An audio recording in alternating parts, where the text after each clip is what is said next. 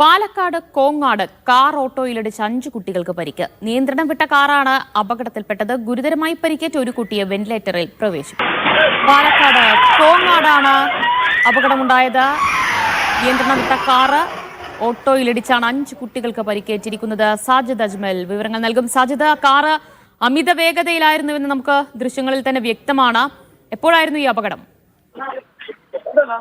ഇന്ന് രാവിലെ 9:30 കൂടിയാണ് അപകടം ഉണ്ടാകുന്നത്. കോങ്ങാട് ചല്ലിക്കല്ലാണ് ഓട്ടോറിക്ഷയും കാറും കൂട്ടിയിടിച്ച് 5 കുട്ടികൾക്ക് ഉൾപ്പെടെ 6 പേർക്ക് ഓട്ടോ ഡ്രൈവറും 5 കുട്ടികൾക്കും പരിക്കേറ്റത്. മദ്രസയിൽ നിന്ന് വീട്ടിലേക്ക് ഓട്ടോറിക്ഷയിൽ വരുന്നതിനിടയ്ക്കാണ് അപകടം ഉണ്ടാകുന്നത്. ഒരു കുട്ടിയുടെ പരിക്ക് ഗുരുതരമാണ്.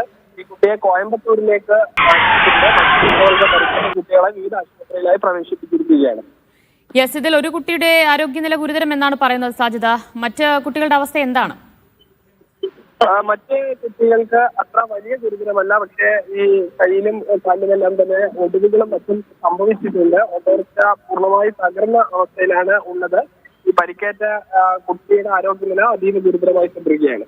യെസ്, ഇതിൽ കാർ ഡ്രൈവറെ കസ്റ്റഡിയിലെടുത്തിട്ടുണ്ടോ? തുടർ നടപടിയിലേക്ക് കടന്നിട്ടുണ്ടോ സാജിദ്?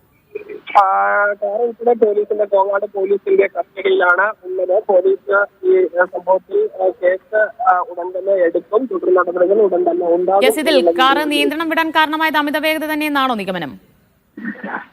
അത് സംബന്ധിച്ചെല്ലാം ഇനി പോലീസ് വിശദമായ അന്വേഷണം നടത്തണം. ഇത് ചെർപ്പളശ്ശേരി പാലക്കാട് റൂട്ടാണ്. ഈ അടുത്ത കാലത്താണ് ഈ റോഡിന്റെ നവീകരണ പ്രവർത്തനങ്ങൾ കഴിഞ്ഞ് മികച്ച രീതിയിലുള്ള റോഡാണ്. അതുകൊണ്ട് തന്നെ ഈ അമിത വേഗതയിൽ പലപ്പോഴും ഈ വാഹനങ്ങൾ ഓടിക്കുന്നു എന്നൊരു പ്രശ്നം ആ റോട്ടിൽ നിലനിൽക്കുന്നുണ്ട്.